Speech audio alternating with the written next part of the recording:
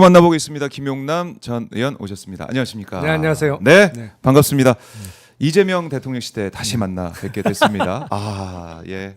근데 뭐 예상했던 바죠? 그렇죠. 예. 예. 이재명 대통령 당선. 다만 이제 예. 각자 몇 퍼센트 차이로 이기느냐, 그리고 최종적인 득표율을 얼마 정도 낼 수 있느냐, 뭐 그거는 예측이 달랐습니다만, 뭐 네. 무난히 당선이라는 예, 결과. 당선될 거야 어느 정도 예측이 됐었죠. 그래요. 예. 근데 49% 최다 득표를 했어요. 네. 하지만 김문수가 뭐 득표율로 보면 41까지 올라와가지고 네. 참 우리 대한민국 힘들다는 생각도 좀 하기도 하고 개인적으로. 김문수 후보 입장에서는 선전한 거죠. 예. 근데 결과적으로 40%를 넘는 득표를 하면서 국민의힘은 더 어려워지게 됐어요. 오히려? 예. 왜 그렇습니까? 이제 피 터지게 싸울 일만 남았거든요. 그러니까 오늘 비대위 회의하는데 현장에서 네. 들리는 소리가 네. 안에서 싸우는 소리가 밖에 문 그래요? 밖에까지 타고 나왔다는 거예요. 아니 딱 득표율이 그 득표율이 나온 거예요. 사실은. 왜냐하면 만약에 30% 중후반 네네. 그리고 이재명 대통령과 뭐 10% 훨씬 넘는 득표율 차이로 떨어졌다면 네. 일단 김문수 후보는 대구로 돌아가셔야 됩니다. 일단은 집에 가야 되고. 선거 패배에 대한 1차적인 책임은 후보한테 후보에게 있는 있으니까. 거예요. 그 예. 다음 뭐 당 지도부나 이렇게 넘어가는 거지. 근데 40%를 넘기면서 김문수 후보 측의 입장은 네. 경쟁력 있다. 아. 라고 주장할 수 있는 근거가 마련됐어요. 그러니까 예. 앞으로 대구로 안 돌아가실 것 같아요. 그럼 계속 한다고요? 그게 전당대회가 언젠가 열리게 되면 네. 당권 도전에 나설 가능성이 매우 높아졌어요. 그 그 주위 사람들이 가만 안 놔둘 거예요. 예를 들어서 김재원 비서실장이나 예. 뭐 차명진 전 의원 뭐 이런 이른바 측근 그룹에서 어딜 가시냐 계셔야지. 해서 당권 잡으셔서 예. 그래야 우리도 좀 살지. 김재원 비서실장만 해도 당장 내년 지방선거에 대구시장 나가려고 하는데 김문수 당대표 아니고서야 네. 어떻게 공천이 되겠어요. 그럴 수 있겠네요. 옆에 차명진 있는 전 사람들 의원은 입장에서. 더 하지. 지금 아마 당적은 네. 없을 거요. 그러니까 복당도 복당도 하고, 뭐 하고. 앞으로 정치적으로 다시 준비도 하고. 도모를 하려면 예. 당 대표가 김문수 후보가 돼야 되는 겁니다. 그리고 김문수 후보 입장에서도 이거 많이 질 줄 알았는데 내가 41% 넘게 득표를 했으면 네. 많은 당원과 국민들이 나를 지지하고 있네. 내가 집에 가서 쉬어야 될 이유가 뭐가 있나? 턱걸이도 아직도 잘하는데. 예. 그러니까 어제 보니까 그렇게 생각하게 턱걸이 됐죠. 한 사진을 올렸어요. 그래요? 김재원 전 최고위원이 페이스북에 올렸어요. 이거 보세요. 이거 어떻게 예상을 하나도 벗어나지 않지? 난 이거 전혀 몰랐는데. 모르셨어요? 예. 와, 딱 지적하신 대로 어제 그렇구나. 다시 일상으로 돌아간 예. 김문수 오늘 아침 집 근처 관악산에 올라 운동 중에서 이 영상 올렸나요? 영상도 있어요. 영상 플레이 한번 해보세요. 진태나. 아니 근데 턱걸이는 정말 잘하시더라고. 예. 턱걸이 대통령인가? 되는 거 아니에요? 잘하시네. 네, 아니 진짜 저는 자, 이걸 올린 이유가 그러면 결국 계속 남아 건재하다. 건재하다. 예, 그러니까 사실은 그 김문수 후보가 우리 세는 나이로는 예. 75이잖아요. 올해. 네. 그러면 은퇴하실 나이가 예. 살짝 지났다고 볼 수도 있죠. 근데 음. 저렇게 열심히 턱걸이하고 그러니. 그러면 앞으로 국민의힘은 진짜 김문수 후보 측과 예. 이른바 친윤 쪽, 그다음에 친한계도 또 있지 않습니까? 한동훈 전 대표는 전당대회 열리면 무조건 출마할 나오려고. 겁니다. 근데 친윤계의 입장이 아직 정리가 안 된 거죠. 왜냐하면 김문수 후보 측과 네. 좀 껄끄러운 관계예요. 왜냐하면 그 한독수를 선대위 해단식에도 예. 김문수 후보가 얘기했잖아요. 그거에 대한 어떤 서운함 성찰. 내지는 지적을 했단 말이에요. 네. 그리고 그건 누가 봐도 문제가 있는 거죠. 세상에 그런 식으로 후보 후보를 교체를 교체하려고 해. 하는 게 어디 있어요. 근데 그러니까 친윤계도 어쩔 수 없이 후보 교체에 실패하면서 대선은 대충 그냥 김문수로 갈 수밖에 치렀지만 없었고, 예. 이제 김문수 후보가 대구로 돌아가시면 네. 자기네 쪽 후보를 내서 음. 한동훈 전 후보와의 경쟁에서 이겨서 당권을 다시 차지해야 되는데 네. 그러면 자체 후보를 낼 거냐? 그러면 후보군은 나경원, 윤상현, 원희룡 요 정도 카드란 말이에요. 그렇겠죠. 근데 김문수 옹께서 대구로 안 돌아가시면 김문수. 3파전이 된단 말이에요.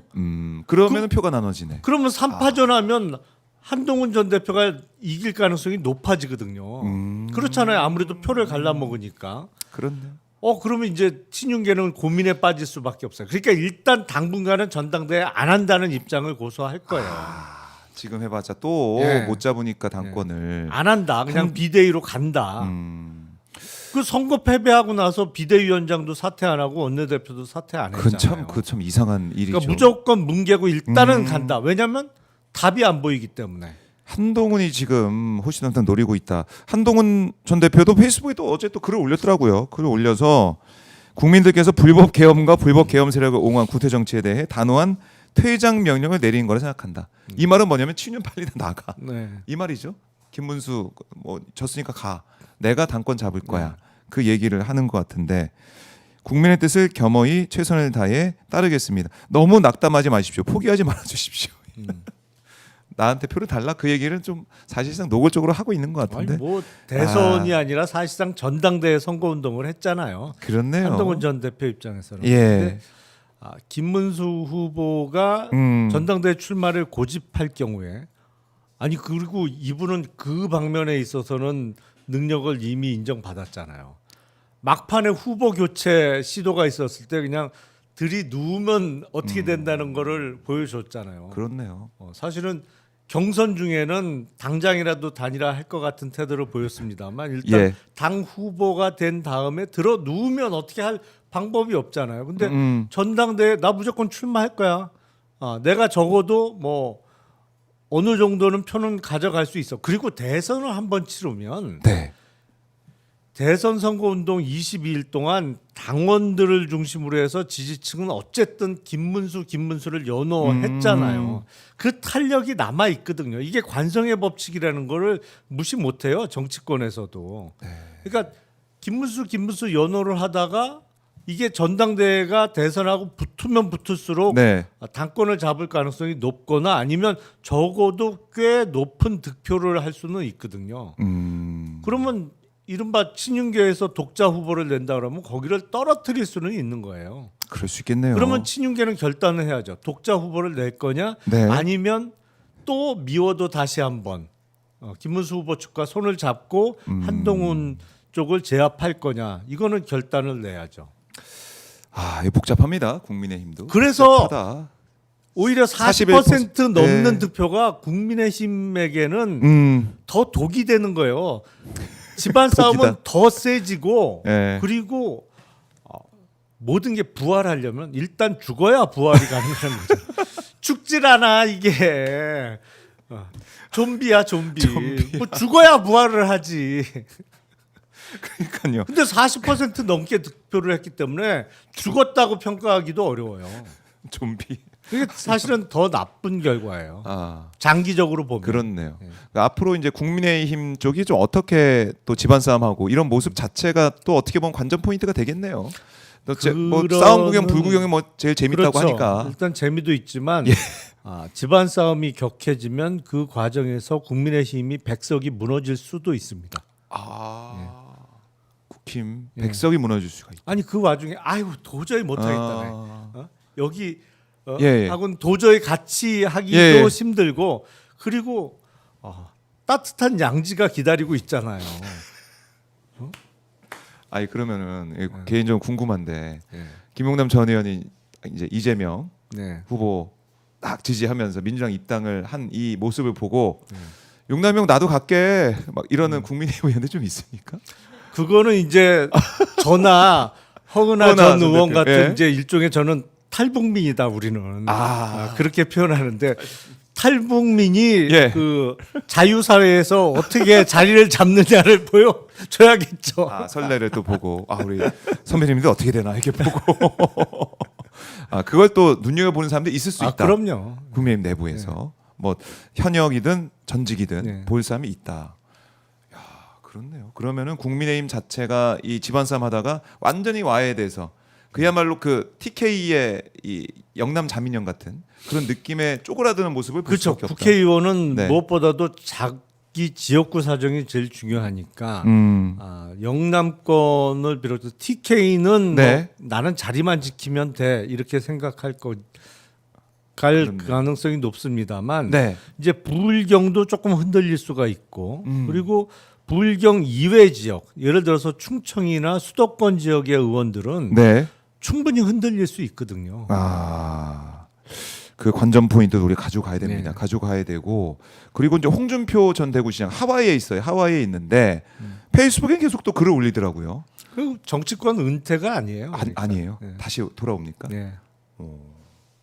그러면 지금 페이스북을 보면서 저는 또 이준석 얘기를 또 하는 모습이 또 눈여겨 봐지던데 이준석을 또 옹호를 하고 있단 말입니다. 홍준표는 이거 어떻게 봐야 사실은 됩니까? 그 일종의 그 원팀 성격이 있죠. 음, 홍준표, 이준석, 네. 명태균 이렇게 사실은 그런 일종의 이너서클이 형성되어 있던 그룹이잖아요. 네. 그러니까 서로 상부상조하는 성격이 분명히 있어요. 이준석과 홍준표 두 사람은 그래요. 상대방이 조금 공경에 취하거나 공경에 처하거나 그 공격을 받을 때 좀 네. 도와주고 뭐 이렇게 하면서 서로 상부상조하면서 그 윈윈 하려고 하는 게 그 전에도 그런 경우가 많이 있었습니다. 그러면 이게 또 이른바 이제 그쪽 진영에서는 홍준표, 이준석, 뭐 명태균까지 말씀하셨지만은 그게 하나의 또 세력화가 될 가능성도 있다. 그러니까 명태균, 홍준표는 지금은 멀어졌지만 예. 그 전에는 상당히 가까웠던 사이고, 음. 그리고 명태균, 이준석은 뭐 더 가까웠던 사이고, 네. 그래서 연결점이 있었죠. 음. 근데 그런 과정에서 홍준표, 이준석은 서로의 필요가 있거든요. 음. 그러니까 홍준표 시장도 사실은 당내의 기반이 탄탄하지는 않잖아요. 네. 그러니까 젊은 사람으로 자기하고 완전히 세대가 한 세대 이상 차이가 나는 이준석 의원과 손잡고 자신의 정치적 어떤 기반을 좀 도모하려는 의도가 있는 것이고 지금 네. 홍준표 전 시장이 대선 경선에서 패배하면서 정계 은퇴를 선언했습니다만 네. 진짜로 은퇴할 생각은 전혀 없어 보여요. 근데 복귀를 하려면 명분이 있어야 되고 두 번째는 어느 정도의 환경이 조성되어야 하잖아요. 네. 근데 그 환경 조성을 어떻게 마련할 거냐.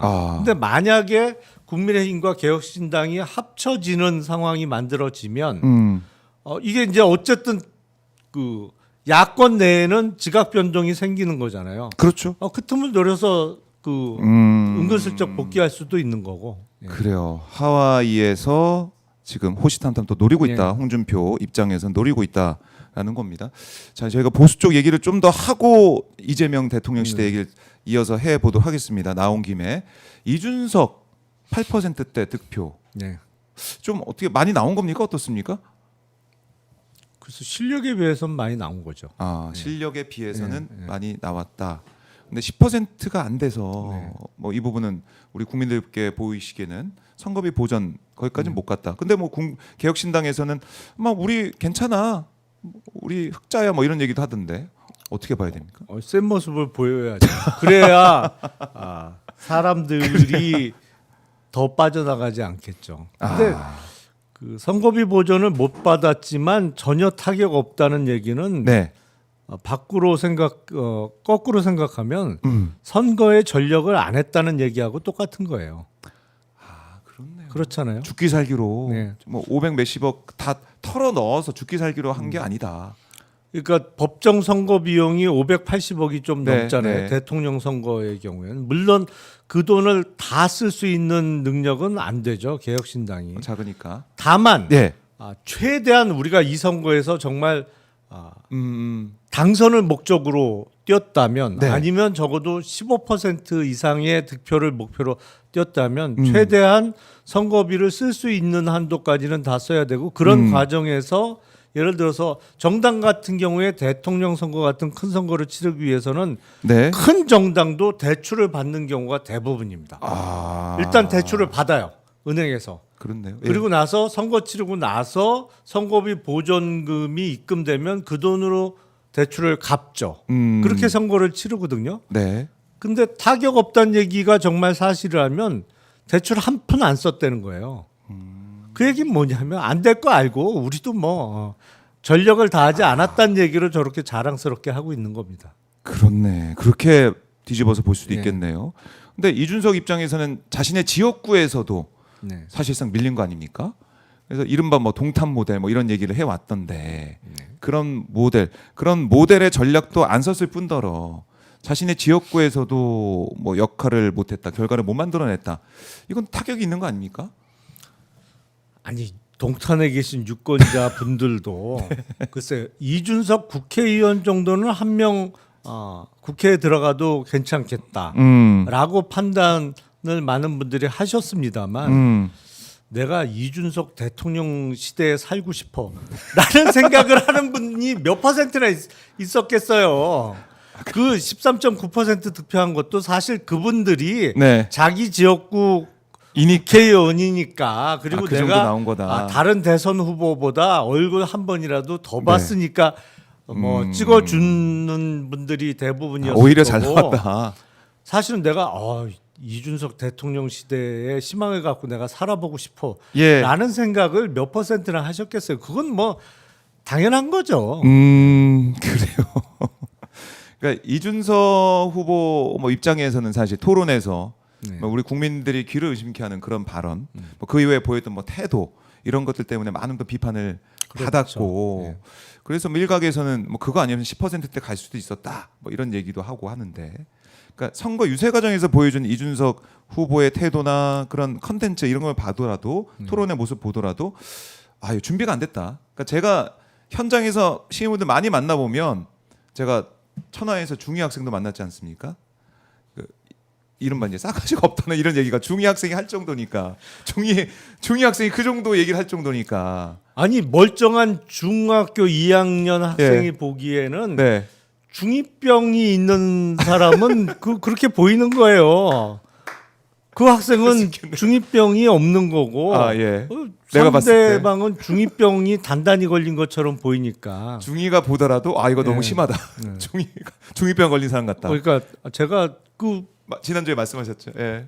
그 토론회 직후에 얘기했잖아요. 예. 저 25년째 중이병을 앓고 있는 것 같다고. 그러니까 그렇게 우리 유권자들이 판단을 했기 때문에 뭐 8% 오히려 더 많이 나온 그런 측면이 있을. 많이 네. 잘 받았어요. 잘 받았다는 얘기가 나올 정도로 어쨌든 국민의 심판을 일단은 받았습니다. 받았는데 명태균이 또 페이스북에 글 남긴 거 보니까 이준석에게 차기 당대표 하면서 국민의힘 차기 당대표 물음표 찍으면서 이 대통령 후보 선출 경선에 참여했던 인물들은 당과 당원들을 위해 불출마하다 뭐 이런 얘기도 썼었고 국민의힘 뭐 사정에 대해서도 페이스북에 글을 남겼고 이준석에게 대선 출마는 하고 물음표 찍으면서 단일화해도 안 해도 5년 10년 고난의 길이다. 그게 청년 정치의 현실이다.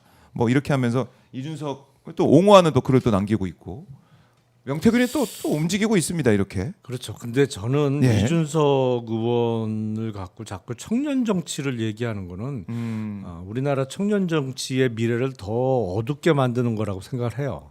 사실은 청년 정치의 장점은 네. 일단 순수하다는 것이 기본적으로 전제가 돼야 하는 거고 그리고 젊기 때문에 어려워 보이는 거에 도전을 한다는 것도 장점일 수가 있죠. 근데 일단 이준석 의원은 첫 번째 장점은 전혀 보이지 않아요. 그러니까 순수하다, 깨끗하다 이런 면은 전혀 보이지 않거든요. 사실은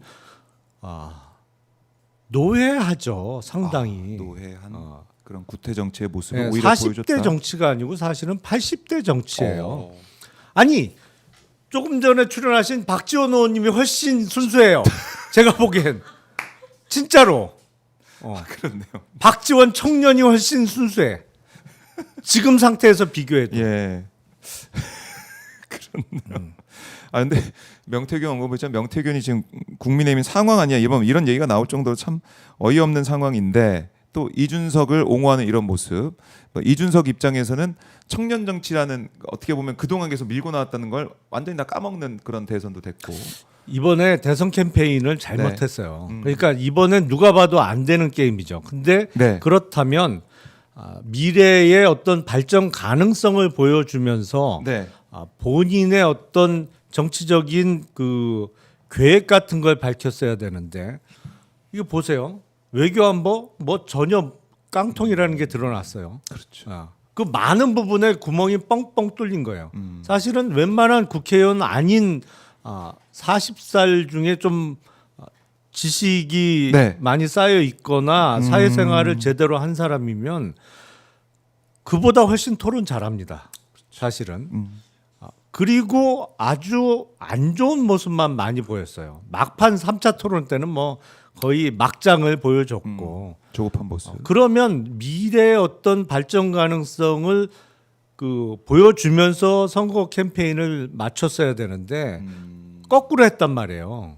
끝까지 공격적으로. 네, 캠페인을 완전히 잘못했어요. 아, 그래요.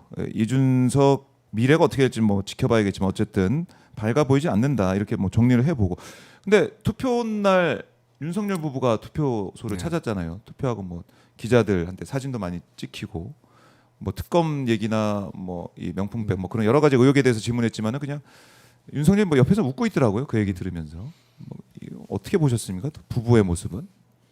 아마 국힘 지지층에서는 네. 엄청 열받았을 거예요. 국힘 지지층에서 네, 오히려. 네. 어. 제발 좀 나오지 말아라. 근데 이 두 사람 입장에서는 우리가 나가야 표가 모인다 이런 생각했을까요? 그렇게 착각하고 있는 거죠. 사실은 그래서 정광훈 집회에서 네. 김문수 후보에 대한 지지를 호소하는 것도 대독하게 하고 그거 완전히 간표인이거든요. 오히려 마이너스 역할을 했고. 근데 자기 입장에서는 아니 투표하는 거 보여주면 나 지지하는 표가 청년들 표가 많이 오겠지 뭐 이런 생각인지 모르겠지만은 말도 안 되는 상황이었다. 주말에 광화문에서 예. 모여서 집회하는 이른바 정광훈 추종 세력이 네. 국민의 대부분이라고 착각을 하고 계속 그런 행동을 하는 건데 그거 제가 보기엔 딱 몇만 명이거든요. 근데 일부분, 그 네. 몇만 명이 싫어서 도망가는 표가 몇백만 표가 있는 거예요. 근데 몰라 이 사람들은. 그리고 본인의 어떤 지금 처한 상황이나 역할에 대해서 과대평가를 한단 말이에요. 그 객관적인 현실 인식이 없어요. 네. 물론 그런 게 없으니까 내란도 일으켰지. 근데 그게 끝까지. 연장선이고 예. 더군다나 이게 그 현실을 깨우치지 못하게 된 가장 큰 원인은 이 밖에 나와 있어서 그래요. 밖에 이게 나와 있으니까. 그 구치소에 계속 있으면 네. 한두 달이야 뭐 버티지만 장기간 구금되어 있으면 그래도 교정 교화가 어느 정도는 되거든요. 네. 우리가 사람을 잘못했다고 해서 구속하고 이렇게 잡아 넣어놓는 거는 반성해라. 네. 그 과정을 통해서 교정 교화를 시키기 위한 거잖아요. 교정 시설에 집어넣는 이유는. 네. 근데 편하게 집 밖에 나와 있으면서 뭐 강아지 데리고 산책하고 아직도 경호원들을 데리고 다니고 그러다 보니까 아직도 대통령의 행세 비슷하게 하면서 전혀 교정 교화가 이루어지지 않고 있어요. 그렇네요. 그것도 어떻게 보면은 좀 비극적인 상황이네요. 네. 이거 보면. 그래서 빨리 아까 박지원 의원도 큰 집에 빨리 두 부부가 가야 된다. 그럼요. 근데 이게 문제가 예. 지금 재판을 이상하게 해갖고 지금 오래 걸리죠. 구속되어 있던 내란의 주요 임무 종사자도 지금 석방되게 생겼어요. 구속 만기가 다 됐거든. 그렇네요. 6개월. 네. 이거 어떻게 됩니까? 이렇게 되면? 아니 무슨 재판을 이렇게 하는지 모르겠어요 정말. 지금 그 재판은 내란 재판은 쥐기현 판사가 지기현 판사가 하고 있죠. 우리가 선거 기간 동안 많이도 언급 안 했었죠. 쥐기현 판사 이 문제 잊지 말아야 되네요. 아니 이런 중요한 사건이면 우리나라는 구속 만기 제도가 있습니다. 그래서 1심의 경우엔 6개월 이내에 네. 구속 사건을 끝내야 돼요. 그래서 못 끝내게 되면 일단 네. 풀어준 상태에서 불구속 재판을 이어가야 되는데 음. 근데 일본은 구속 만기 제도가 없어요. 그래서 10년이고 20년이고 계속 구속 상태에서 상태에서 재판을 재판을. 받습니다. 그래서 도쿄 지하철역에서 그 예. 독가스 사건을 일으킨 배우로 지명됐던 옴 진리교의 예. 교주가 19년인가를 구속 상태에서 재판을 받았어요. 사실은. 그렇군요. 예. 근데 우리는 1960년대 이제 네. 형사법을 개정을 하면서 인권 보호 측면에서 구속 만기 제도를 만들었죠. 네. 근데 이렇게 만기가 있으면 중요 사건은 뜨문뜨문 재판하는 게 아니고 일주일에 뭐 2번이 됐던 3번이 됐던 해야 돼요. 재판을 빨리빨리 해서 집중 심리를 심리를 해서 해서. 구속 만기 전에 끝내야지. 근데 그건 지금 안 하고. 다 풀어주게 생겼단 말이에요. 큰일 났네요. 주기현 판사가 뭐 하는 겁니까? 아니 정말 이해가 안 돼요. 이해가 무슨 안 되는 재판을 상황. 이렇게 하노 도대체. 그래서 이 재판 판사가 너무 중요하다는 생각을 다시 한번 하게 되고 저희가 국민의힘 의총 현장을 지금 잠깐 좀 보여드리고 있는데 아마 이제 모두 발언이 있게 되면 잠깐 듣고 오도록 할 테고요. 책임 반성 변화 저렇게 글씨를 써놨는데 글쎄요 책임 반성 변화 이게 좀 보여질까 모르겠습니다. 행동으로 보여야 될 것 같은데. 아 저는 예? 살짝 사진 기자 예, 머리에 가려서 책임 반성 변화 당하겠습니다로 읽었어요. 당해야지. 당해야지 안 하니까. 네. 책임 반성 변화 이렇게 돼 있고 자 이제 국민의힘 의원들 의총장에서도 아마 여러 가지 그야말로 갑론을박이 있을 것 같은데 어떻게 할지 지켜봐야 될 거. 아마 비공개로 진행될 거예요. 봐야 될 것 같고. 그렇죠. 김용태 비대위원장도 지금 들어오고 있지만은 글쎄요. 김용태 비대위원장이 또 어떤 스탠스를 취할까 이것도 좀 봐야 될 것 같습니다. 자, 지금 당하겠습니다. 이게 맞네요. 여기서. 그렇죠. 그게 맞는 거예요, 사실은.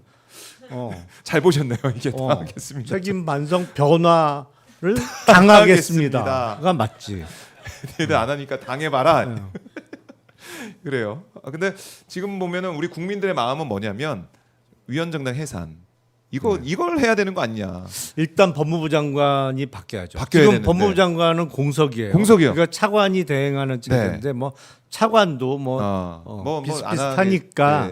근데 그 이재명 정부의 초대 법무부 장관이 누가 될지 모르겠습니다만 네. 저는 헌법재판소의 판단을 분명히 받아볼 필요가 있다라고 생각을 해요. 그게 뭐 법무부 차원에서 안 하는 게 아니라 예. 받아봐야 된다. 아니 최근 몇 년 동안 보여준 국민의힘의 모습은 네. 우리 헌법 질서 테두리 내에 있는 정당이라고 보기가 어려워요. 그런데요. 막판에 하이라이트를 찍었잖아요. 뭐요? 모두 잠든 후에 후보 교체 파동. 그 민주주의 정당이 아니죠. 그 그러니까요. 모습을 보고 어떻게 민주주의 정당이 하겠습니까? 아니 그 전에도 예. 내란을 옹호하거나 예. 동조하는 모습 때문에 제가 12월 3일 비상계엄 직후부터 그 말씀을 드렸어요. 아무리 봐도 저건 위헌정당성이 너무 짙어 보인다. 저 같으면 저거 위헌정당 제소해서 네. 헌법재판소의 판단을 한번 받아보겠다. 아하. 근데 충분히 이거 해산 가능성이 있어 보인다. 그런데. 근데 마지막에 정말 활용점점을 찍었어요. 그 한독수로 새벽 3시와 4시 사이에 후보 교체 파동으로. 네. 후보를 받는다고 했는데 한독수만 와서 했고 그 서류도 다 준비해서 뭐 했다고 하는데 그것도 참 의심스럽고 여러 가지로 준비했었는데 자느냐고 접수 못했다는 거 아니에요? 김문수 후보 측이 그때. 재밌습니다. 뭐 이제 진짜 우리나라 정치사에서 있어서는 안 될 일이 벌어졌기 때문에 여기에 대한 판단을 헌재에서 꼭 받아봐야 된다라는 거고. 자, 근데 한덕수 얘기 나왔으니까 말이지. 또 자기는 한덕수 전 총리는 또 선거운동도 안 했어요. 네. 당원이라고 해서 하면서. 그것도 참 이해하기 어려운 부분이죠. 당원은 맞나요? 저는 그거 그것도 확인해봐야 될 것 같은데. 아, 의심스럽다. 왜냐하면 그 예. 후보 사실상 뭐지? 아, 지명도 아니고 뭐 하여튼 그 예, 교체하면서 후보가 될 것 같은 상황이 만들어지면서 그 네. 직전에 입당하면서 아. 당비 10,000원 약정을 했다는데 워낙 그 계산에 밝은 분이고 경제관념이 투철한 분이라 아하. 매달 빠져나가는 10,000원 만 때문에 원. 아마 당적을 정리했을 가능성도 있어 보여요. 오히려 바로. 아니 그러니까 당비가 법카로 계산이 되나요? 안 되거든요. 안 돼. 어. 이제 법카도 오늘- 없잖아요. 오늘 왜 이렇게 웃기지? 치명적이지 그건. 예. 한덕수 전 총리 입장에서는 아니 내 돈을 써야 돼? 평생 나는 내 돈 써본 적이 없는데. 그래, 치명적인 그 참 안타까운 부분이네 법카로. 또 법카다 지금 없을 수 있기 때문에 이런 상황이고. 자, 이제 국민의를 진행하고 있는 국민의힘의 의총장 현장인데요. 모두 발언만 잠깐 이따가 좀 듣고 오도록 하고요. 근데 진짜는 네. 이제 카메라 빠진 다음에 진짜가 그렇죠. 나오는 거죠. 예. 근데 의원님께서도 이제 비공개 의총을 많이 해보셨잖아요. 어떻습니까? 의총 딱 비공개됐다 카메라 빠지면은 막 안에 있는 소리를 다 합니까? 그렇죠. 그래요. 그러니까 사안별로 틀립니다만 지금 같은 상황이면 분명히 고성이 터져 나올 수밖에 없어요. 네. 더군다나 그리고 패가 갈려 있잖아요. 그렇죠. 지금. 확실하게 드러났고 네. 권성동 원내대표가 지금 나오고 있는데요. 자, 모두 발언 잠깐 듣고 오겠습니다. 네.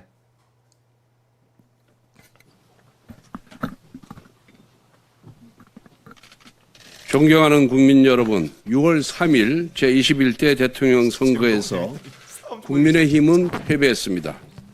국민들께서 내려주신 매서운 회초리를 겸허하게 수용합니다. 겸허하게 수용한다. 아울러 우리 김문수 후보에게 지지와 성원을 보내주신 모든 분들께 깊이 감사드리며 기대에 부응하지 못해 정말 죄송하다는 말씀을 올립니다.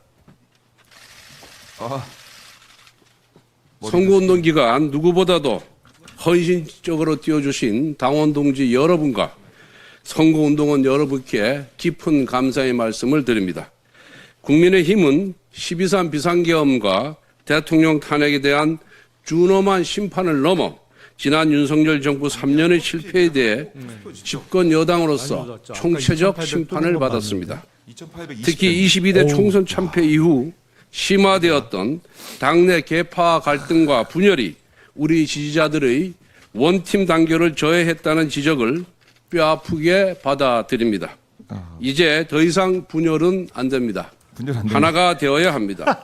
이제는 정말 중도와 보수가 화합하고 쇄신하기 위해 어떠한 노력을 기울여야 할지 각자의 위치에서 고민해야 할 때입니다. 국민 여러분의 지지와 성원에 부응하지 못한 점에 대해서 다시 한번 진심으로 사과드립니다. 저부터 깊이 성찰하면서 뼈를 깎는 쇄신의 노력을 다하겠습니다. 오늘은 새 정부가 출범하고 열리는 첫 본회의입니다. 그만큼 아주 의미 있는 본회의입니다. 어제 이 대통령의 취임사 중에 누구를 지지하였던 간에 국민을 섬기겠다는 이야기가 의미 있게 들렸습니다. 그대로 실천한다면 우리 야당도 국민도 모두 환영할 것입니다. 새 정부가 국민을 위한 민생과 통합 행보에 나선다면 우리 당도 적극 협력할 것입니다. 그런데 막상 새 정부 출범 첫날이었던 어제 민주당은 법사위 소위에서 사법부 길들이기를 위한 대법관 증언법을 단독 처리하더니 오늘은 첫 본회의에서 검사징계법 개정안과 3대 특검법을 강행 처리하겠다고 합니다. 오늘만큼은 민주당에 진심으로 고언을 드립니다. 거리가 먼 무더기 특검법이나 정치 보복적인 검사징계법을 여당 복귀 기념 제1호 법안으로 추진하는 것이 과연 새 정부의 출범에 또 새 정부의 성공에 도움이 될 것 같습니까? 이게 어떤 민생 법안보다도 더 급한 법안들입니까? 우리도 여당을 해봤습니다. 돌이켜보건대 대통령 임기 첫날이 가장 힘이 넘치는 날입니다. 가장 힘이 있을 때 가장 국민에게 혜택이 고루 돌아가는 의미 있는 민생 관련 정책과 법안을 펼쳐야 합니다.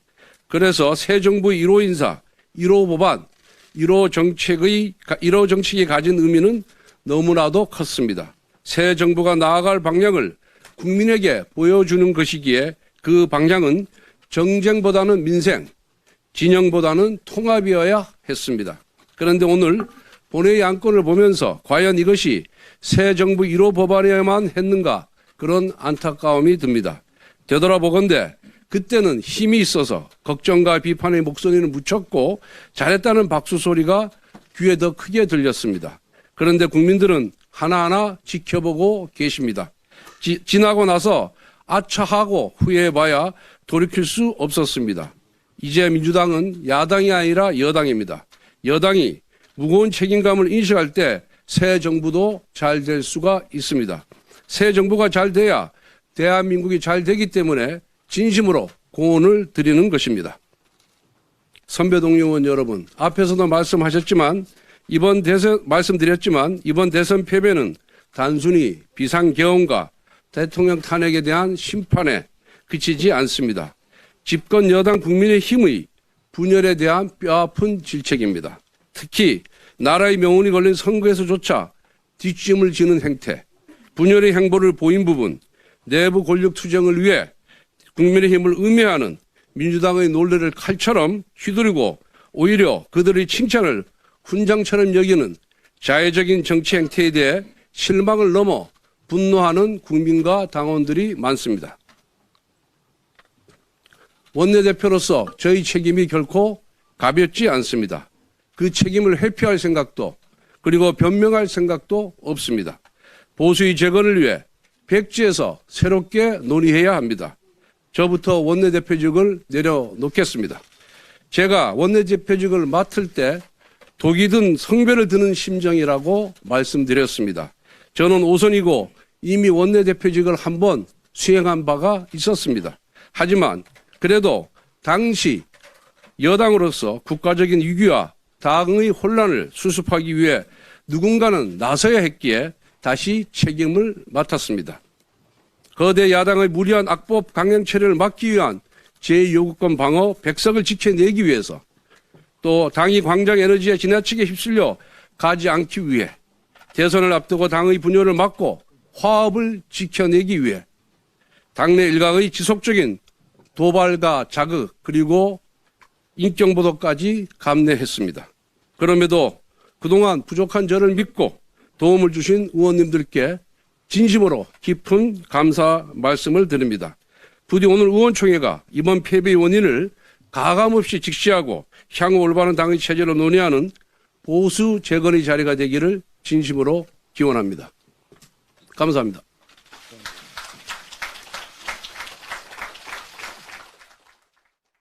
네, 현 시간부로 비공개로 진행하겠습니다. 언론인 및 보좌진 여러분들의 협조를 부탁드리겠습니다. 네, 권성동 원내대표가 원내대표직 사퇴를 선언했습니다. 결국엔 사퇴하네요. 결국에는 사퇴를 했는데 어떻게 들으셨습니까?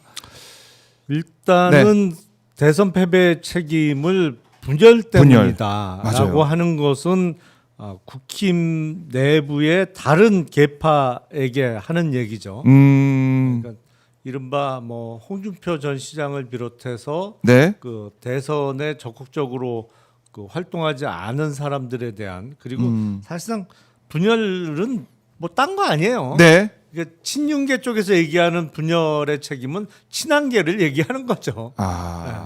그렇네요. 친한계를 겨눈 그 그렇죠. 말까지 들어봤다라는 거고. 그리고 예. 뭐 오늘 본회의에서 특검법 처리하지 말라는 거는 뭐 다 이유는 다들 아실 테니까 특검 수사가 들어가면 지금 아유, 국민의힘은 난리 예, 나죠. 예. 다 이제 책임을 져야 되는 상황까지 갈 것 근데 같으니까. 1호 법안은 예. 사실은 당연히 이게 돼야 되는 거죠. 그럼요. 진작 했어야 되는 건데 못했던 거니까요. 그럼요. 거부권 행사 때문에 때문에 못한 거죠. 그래서 특검은 뭐 이번 대선에서 이재명 대통령을 뽑은 유권자분들은 네. 당연히 1호 법안은 특검이 돼야 되는 거고 그럼요. 그건 뭐 순리인 것이고요. 네. 그리고 결국엔 사퇴를 하느냐 안 하느냐가 관건이었는데 결국엔 못 버텼어요. 근데 버티고 이번 싶었겠죠. 대선 선거운동 과정에서도 참 재밌는 장면이 많았잖아요. 사실은 네.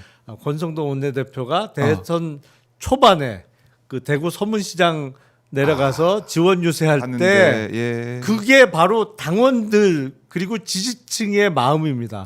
거기 모인 분들 민주당 지지층이에요? 아니에요. 아니죠. 예. 국민의힘 지지층. 민주당 지지층이 더군다나 국힘의 서문시장 쪽에 유세에 왜 가요?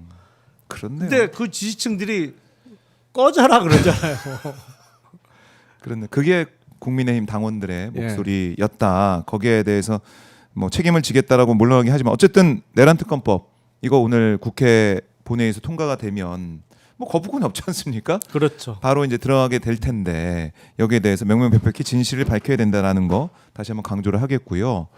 그리고 지금 뭐 민생을 챙기고 뭐 이런 얘기를 하던데 권성동 원내대표가 민생 챙겨라 하는데 근데 이재명 대통령 당선이 곧 민생의 경제 아닙니까? 그럼요. 그동안 예? 극도의 혼란 때문에 사실은 민생이 더 어려워진 그럼요. 거잖아요. 그러니까 일단은 하나하나 정리가 될 거고 지금 보면 시장은 답을 알고 있어요. 시장은 답을 알고 있다. 저도 깜짝 놀랐습니다. 깜짝 놀랐고 지금 코스피 한번 띄워주세요. 코스피 2,800선을 돌파했다라고 제가 아까 10시쯤에 네, 돌파했던데. 코스피 돌파했다고 말씀드렸었는데 지금 코스피 봤더니 2,822. 그러니까 어제 오늘 예. 120포인트 이상 오른 거예요.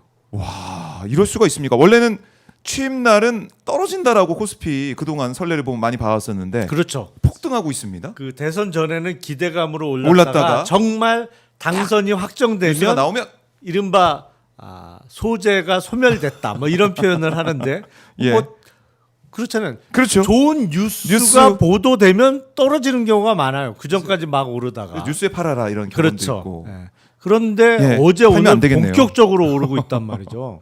예. 근데 뭐 주식 시장이라는 거야 워낙 변동성이 크기 뭐 그렇죠. 때문에 예, 예. 뭐 앞으로 계속 오른다.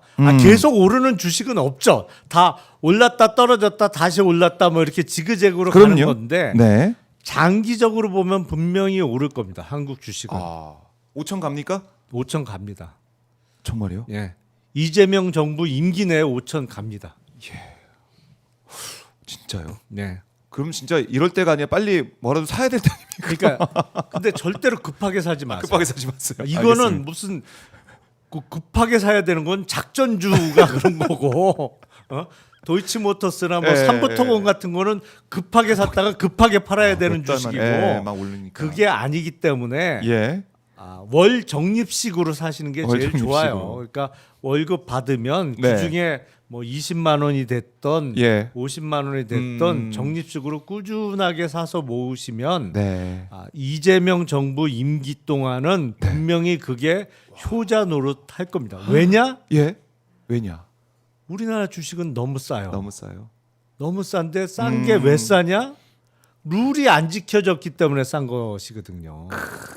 주주가 제대로 대접을 그럼요. 못 받아. 그럼요. 이 회장님 주식만 주식이야. 아. 소액 주주들의 주식은 그냥 아무 때나 무시해도 되는 주식이었단 말이에요. 예. 그러니까 이재명 대통령께서 선거운동 기간에 적절한 비율을 많이 드셨는데 그때 송아지라고 아마 제 네. 기억에 표현을 했던 그랬던 것 것 같아요.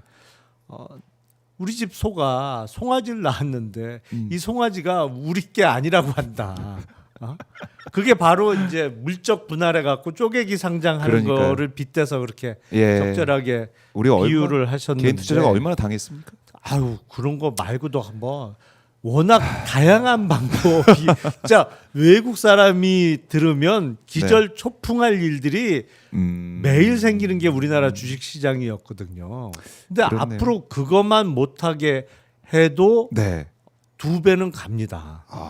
그리고 지금 최근에 보면 지주회사 주식들이 엄청 많이 올랐어요. 그렇더라고요. 예. 지주회사 주식 중에도 일종의 PBR 기준으로 0.1, 0.2 그건데 제대로 평가하면 PBR에서 그 B는 북밸류잖아요. 장부 가격이잖아요. 장부 네, 가치. 네. 장부 가치. 이게 자산 재평가를 그때그때 안 하고 적절하게 안 해서 그렇지 사실은 제대로 평가만 하면 0.1 안 되는 지주회사 주식 무지하게 많아요.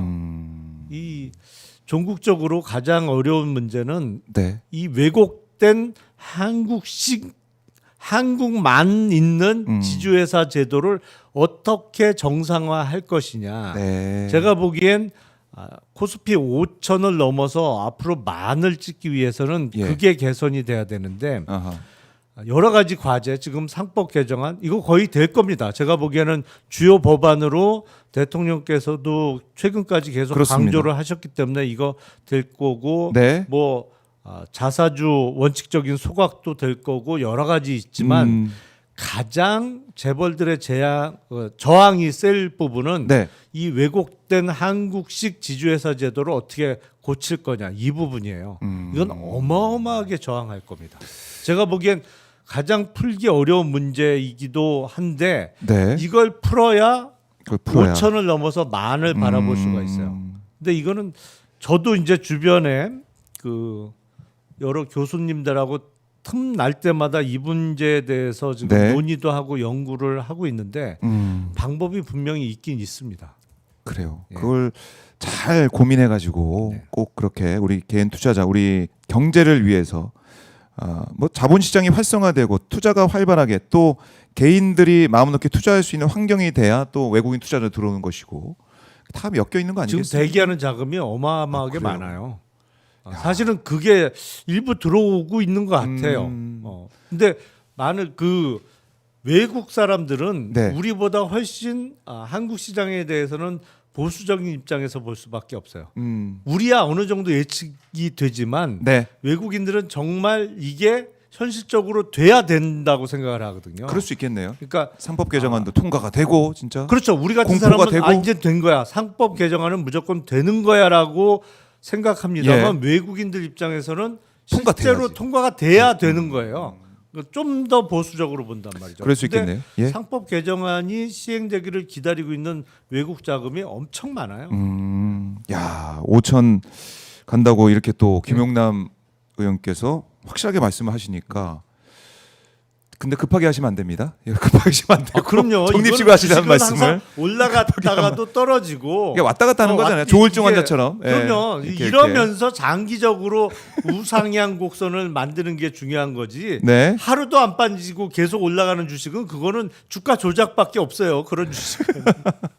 자, 그러면은 김건희 관련된 도이치모터스 또 삼부토건 의혹 뭐 이런 것들은 어떻게 될까요? 수사나 이제 이런 것들은? 수사가 제대로 이루어져야죠. 아, 이제 특검을 통해서라도 제대로 이루어져야 되고 네. 뭐 하면 분명히 이것저것 많이 나올 겁니다. 아, 그래요? 그 주가 조작뿐만 아니라 최근에 보면 해외 쪽에 조금 의혹들이 있지 않느냐. 특히 해외 이런저런 나라도 많습니다만 네. 캄보디아 관련해서 이거는 정말 의심스러워 보여요. 그러니까 캄보디아 어떻게 엮여 있는지 통일교 뭐 이런 예. 부분들 봐야 되고 근데 수사하는 입장에서는요. 자금이 한번 해외로 빠져나가잖아요. 예. 수사의 난이도가 몇 배로 올라가요. 훨씬 어렵습니다, 사실은. 시간이 좀 걸리고. 그래서 이 해외로 많이 빼돌리는 거예요. 네. 훨씬 어려워지거든, 수사가. 그래서 어쨌든 수사 의지를 갖고 하면은 시간은 걸리겠지만 할 수 있다는 거고 이런 주가 조작 관련해서 만약에 이 처벌과 단죄가 이루어지게 된다 그러면 이것도 우리 주식시장에 도움이 되는 그럼요. 거죠. 예. 봐라 이제 공정한 진짜 공정한 상식이 돌아왔다. 예. 이렇게 그러니까 다 이게 엮여 있다라는 생각 이런 생각을 계속해서 하게 되고 이게 이제 예? 조심스럽긴 한데 그동안 뭐 꿈의 숫자처럼 언급이 됐던 네. 코스피 3천이 잘하면 이달 안에도 가능할 수도 있겠어요. 그래요. 예. 그래서 적립식으로 해야 됩니까? 어떻게 해야 됩니까? 예? 적립식으로. 그래서 적립식으로 하셔야 돼요. 적립적으로 오르니까 너무 급하게 알겠습니다. 생각하지 마시고 꾸준하게 하면 네. 이제 우리가 보기엔 3천이 아주 대단히 상징적이고 쉽지 않은 도전처럼 보입니다만 그러게요. 전국적으로는 이재명 정부 내에 5천 찍습니다. 제가 장담을 하건데 그렇기 알겠습니다. 때문에 오, 예. 급하게 생각하지 마시고 꾸준하게 이렇게 적립식으로 월급에서 일부씩 떼어서 일부씩 사시면 떼서. 분명히 그게 나중에 큰 종잣돈 됩니다. 의원님 잠깐 일단 좀 남아주세요. 어떤 걸 좀 해야 아니 되는지. 종목 찍어달라는 얘기는 하지 마세요. 알겠습니다. 주식시장 전체가 이제 좋아지고 있다. 코스피가 계속 상승할 것이 우상향할 것. 어쨌든 등락은 있겠지만 예. 우상향한다. 놓고 보면은 이재명 대통령 오늘 첫 국무회의에서 우리 좀 웃으면서 합시다 이렇게도 말씀하시고 국민 고생하는 시간 줄여야 된다. 국민을 중심에 두고 최선 다하겠다 이렇게 또 강조를 했습니다. 결국 어제 취임식 때 봤던 넥타이 색깔만 보더라도 통합 국민과 함께 모두의 대통령이 되는 국민들을 위해서 일하겠다는 그런 의지를 다졌는데 네. 그 중심에 결국 국민이 합니다. 국민 주권 정부라는 그 생각 가지고 계속 이 방향으로 갈 것 같아요. 어떻게 예. 좀 예상하십니까? 어제 취임식 보시면 어떤 생각하셨어요?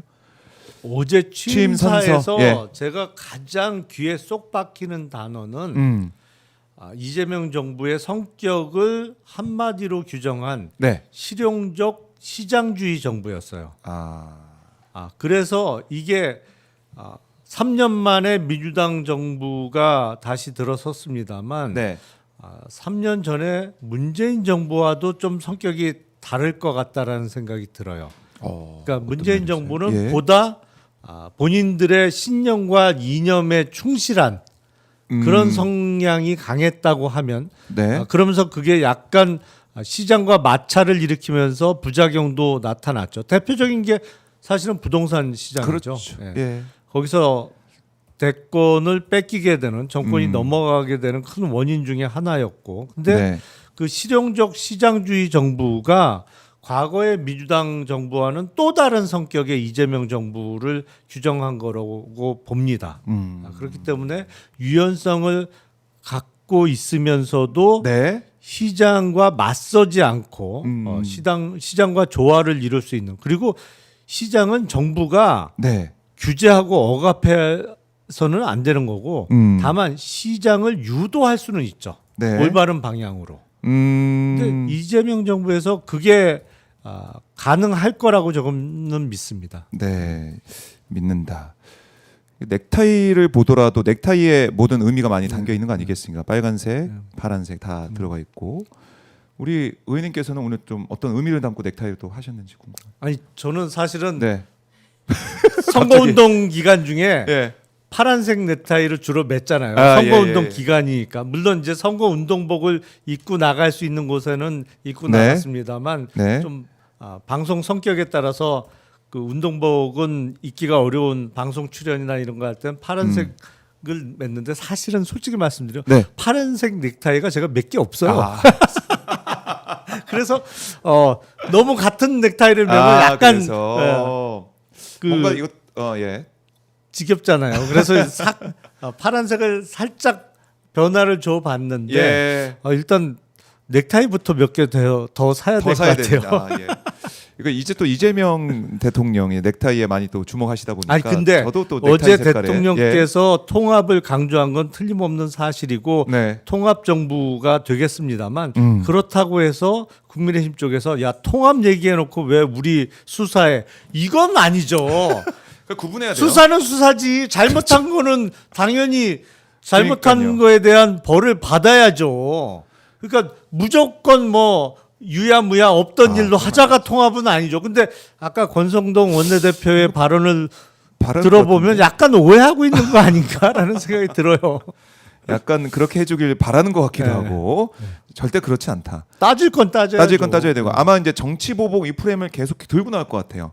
뭐 이른바 뭐 저쪽 보수적인 언론도 그렇고 국민의힘도 그렇고 계속 그럴 것 같은데 이게 국민한테 영향이 있겠습니까? 어떻게 보세요? 안 먹힐 거려. 왜냐하면 국민들께서 두 눈으로 다 목격을 했잖아요. 내란을, 예. 어떠한 잘못을 저지르는지, 네. 얼마나 어처구니 없는 행동들을 하는지를 다 직접 체험을 하셨기 때문에 네. 그걸 정치 보복 프레임으로 씌우려고 하는 게 안 먹힐 겁니다. 먹히지 않는다. 근데 의원님 색깔이 넥타이 색깔이 약간 그린 국방부 혹시 가신? 국방부. 그 비장성 출신. 장성 출신의 국방. 아니 뭐 장성 출신이 아닌 건 맞죠. 저는 네. 대위로 제대했으니까. 대위. 예. 장성 출신은 아니에요. 그래도 장교도 그럼요. 제대로 예. 예. 하나 조건은 되네요. 제가 한번 넥타이 색깔 보고 모르겠습니다. 국방부에서도 뵙게 될지는 모르겠지만 그만큼 지금 이재명 이제 대통령 인사 어제 이제 김민석 총리 발표도 있었고 하나하나 인사가 지금 되고 있는데 인사가 만사라고 우리가 많은 얘기를 하고 있는데 그럼 지금까지 어제 첫 발표 하마평에 오르고 있는 인사들 어떻게 좀 보십니까? 좀 희망 섞인 그런 전망들 많이 좀 보이시는 것 같은데요. 일단은 예? 총리 지명자와 대통령실의 비서실장 비서실장, 예. 많이 젊어졌죠. 그렇죠. 그러니까 거의 한 세대를 건너뛰는 느낌이에요. 물론 김민석 총리 지명자의 연세가 작지는 않습니다. 작지는, 절대로. 예, 그렇죠. 근데 60대, 예. 한덕수 직전 국무총리가 49년생이다 보니까 아, 40년대생에서 60년대생으로 음. 바뀌다 보니까 그냥 껑충 건너뛰고 네, 대단히 젊은 총리 후보처럼 보입니다만 그럴 수 있겠네요. 아니, 그 김민석 지명자도 네. 사실은 60이 넘으셨어요. 그러니까 음. 총리를 하고도 남을 나이인 거죠. 아, 그렇죠. 그렇죠. 그리고 보면은. 강훈식 비서실장도 네. 사실은 50대잖아요. 아하. 가장 열심히 일할 수 있는 나이가 50대예요. 근데 네. 기존에 너무 나이가 많았던 거지. 그렇네요. 그래서 한참 일할 수 있는 나이에 인사들로 일할 수 새롭게 꾸며진다. 다만 이게 인수위 2달 기간이 없이 출범하는 정부기 때문에 그건 네. 내란 때문에 이런 상황이 어쩔 수 없이 벌어졌습니다만 아하. 인수위 2달이 있었다고 하면 훨씬 넓은 인재풀에서 인사를 기용할 수 있었을 텐데 네. 일단은 인수가 없는.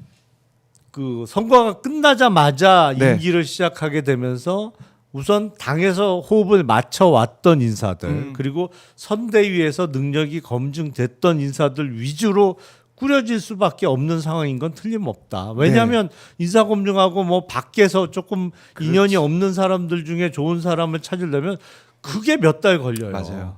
그러다 인사가 보니까 어렵습니다.